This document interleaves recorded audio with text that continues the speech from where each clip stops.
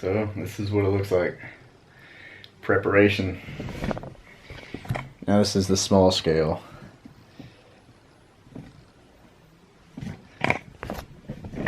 Being that I'm fishing the Opens this year as a co-angler, all 4 Eastern Open division events, I want to do a couple things different than what I did on last year's, the 2019 season.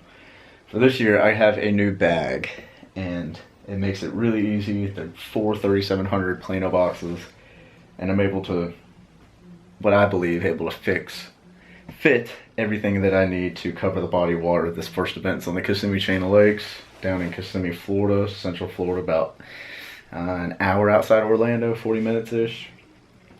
So this is the night prior to when I leave. Tonight's Sunday night, and I'm preparing to head down to Orlando tomorrow after work. So I figured I'd tape everything and vlog along and bring you guys along with me. So hopefully you guys kind of like and appreciate this style of video. So tackle prep is first, getting that knocked out and packing the truck up. How many like scratch-offs from the Florida lottery? Now this is typically the normal look for any spot. So I'm now, just got out of work. It is Monday the 13th. We are heading down for the Eastern Open, obviously. And I've got about a 4-hour drive ahead of me, so the first stop is obviously some old fuel. Now, leaving the diesel at the house, driving my little F-150 down. Got a little single cab that I enjoy for a good little travel truck. Got all the tackle and everything banished up in here, and we'll make the drive south, and we're going to actually the barn I lived at when I got out of the Army. It's gonna be a cool little week, so pretty excited. And daily commute's about 40 minutes to the ramp there to Big Toho Marine from that spot. So gas up, get some drinks, road snacks, and we're hitting the happy highway. No way! Is it really you? Yo! Is it the Bassmaster Opens Co-Angler Pro? The legend. The legend. Of Woolly Swamp. Alright y'all, so I gotta be honest with you, I didn't do a very stellar job, to say the least, at covering the travel day going down to Orlando for this open event. And that's just because there was a lot going on, man. I had a couple different options with where I was gonna sleep, and they all changed last minute. My brother was pregnant.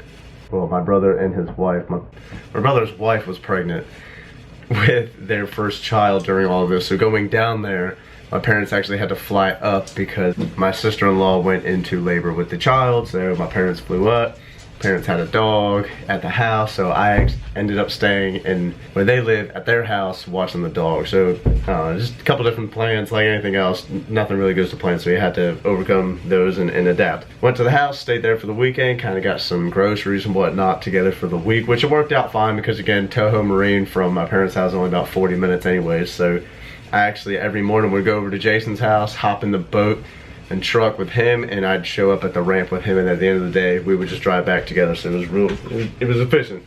What I have here is the Bass Pro Shops. I'm pretty sure this is, when I bought it, it was called the Co-Angler bag, and I'm gonna go over in depth a complete video of this thing. But in the front, it features compartments for 4 3700 Plano boxes. More than enough tackle to get you through a 3-day event as a co-angler. Mind you, you're in the back of the boat, you're limited to what you can do. You kind of just gotta be able to adapt to the situation you're in. This bag also features a nice little top pocket where actually I hold my terminal tackle box and my lure locks for holding on my tungstens. So nonetheless, this bag, man, this is the deal. Plenty of side pocket room for whether it be snacks or gloves, beanies. I threw my cooling system in here. It's even got a pocket in the back. So I'm gonna do an entire different video just on the Co-Angler bag itself, so I can show you kind of how I have everything packed, labeled, and how efficient that bag really is. The other side of this video, so today's the travel.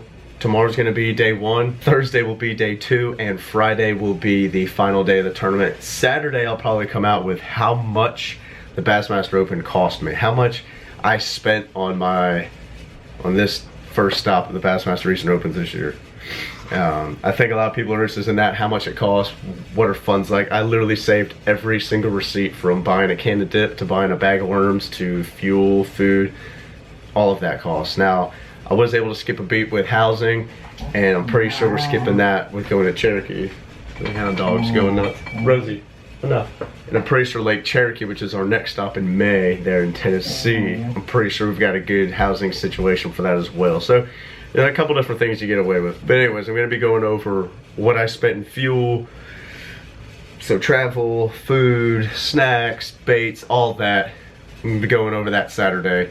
Kind of going over how the finances work of fishing these events because they're not cheap. And for pros, it's even more expensive. But I think everybody will be interested in that. Nonetheless, we're coming to a close in the first video here, the travel day down to the Bassmaster Opens. So I hope you guys stay tuned this week to watch day 1 of the tournament, day 2, and day 3, as well as coverage of the pro angler or the co-angler bag and how much I spent going to the Open. So I will say foremost, I did not film any action on the water. I really, after day 1, it kind of became pretty serious for me to perform well enough that I thought I know that lake enough that I thought that I was going to be able to adapt to any situation I was put in to put myself in day 3. Day 2, a couple things happened, so nonetheless, super happy with the outcome of the event. Didn't get any type of GoPro or chest cam footage or anything like that, so just putting that out there. So the rest of the videos will kind of be talking about how I fished the lake, how I approached it, kind of give you guys some ideas of how the Opens work, maybe some insight. So be sure to throw any questions, comments, concerns below right now. That way we can address them in the next video, give us something to look forward to. So until that next video, make sure you guys hit that subscribe, hit that thumbs up so you can stick on right here at the Bass All Year channel for more awesome content. And until then, get out there, stay safe, wear those life jackets, break that PB. We'll see you guys right back here on the Bass All Year channel.